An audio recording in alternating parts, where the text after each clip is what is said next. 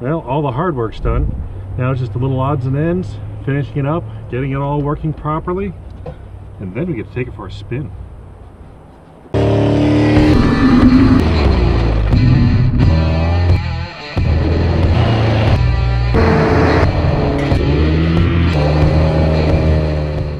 Now, the next step of business is the reverse lights, because I'm about there now. In here, you can see this right here is the round plug that connected to the automatic transmission. Now, I have already disconnected the center wire, this one here. That I've extended right there to go to my neutral safety switch, which is going to be operated off the clutch pedal. So that wire going to the transmission computer is going to think it's either in gear or not in gear, depending on where the clutch pedal is. That switch will do it. Now the other two wires in this plug are for your reverse lights. Now the reverse lights are going to come off the switch on the transmission. On this NV3500, it is right here. And I already have the pigtail from the original harness, and just have two wires coming out of it.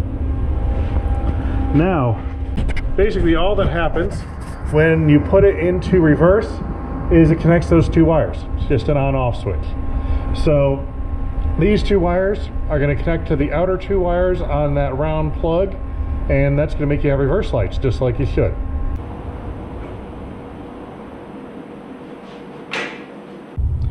There are two wires that go to the switch of the clutch pedal. I've already added some terminals here. One is going to go to ground. One is going to connect to the center wire from that round plug. Now, all we need to do is connect that one wire and then take this wire and run it to a ground. I'll just go ahead and put it on one of these bolts.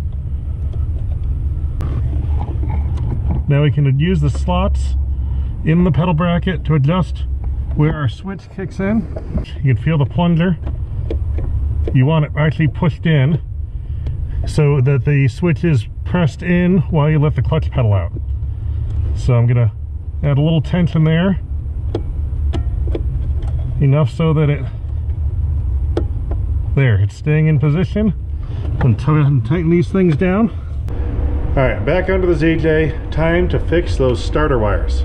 Those vice grips I was using before aren't going to cut it when driving. Now, I like to run them up top. I get nervous about heavy gauge wire running around the bottom side with all the stuff that can move and you can't see it. So I'm going to extend these upwards through the engine compartment and down to the other side. It takes a little more wire, but at least you are less likely to have a fire, in my opinion. But if you do a good job running it underneath, I'm sure it'll work fine. Factories do that. There's just a lot of things moving down here. And, well, brush and trees and rocks. You go off-roading like I do. Anyway, what you've got is the wires right here. They go up to a loom right there. You can see the big connection. And that one's really sort of a pain to move. If you have the engine out, you can probably rewire it all a lot better and get better placement. But the way the wires are already underneath the belts, if your engine's staying in place, just shove this wire as far up as you can. Shove it up into the engine compartment, make sure it's out of the way of anything down here, and then we'll finish up the rest up there. Make sure you disconnect your battery before you do this. Alright, that's about as much length as we're getting out of that. So let's go up top. Now under the hood, I pulled those wires out from underneath. I pulled those wires up as far as they would go. This is where the starter wires end, right about between your alternator and your battery. I have some new wires run to my new starter. So all I have to do is connect those wires to these wires, and everything is good.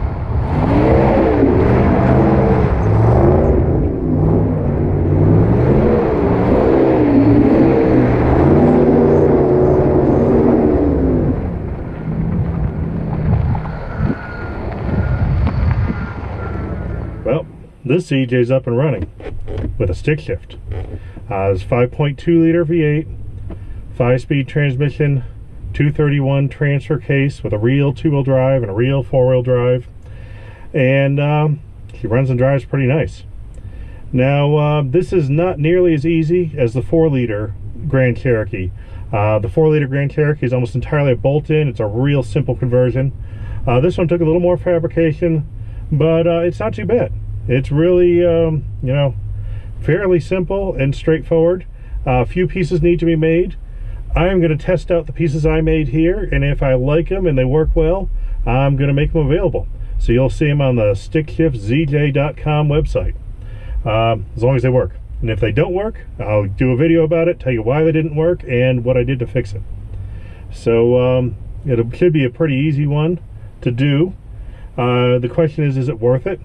Well, these things have automatics that go fairly often, especially if you use them.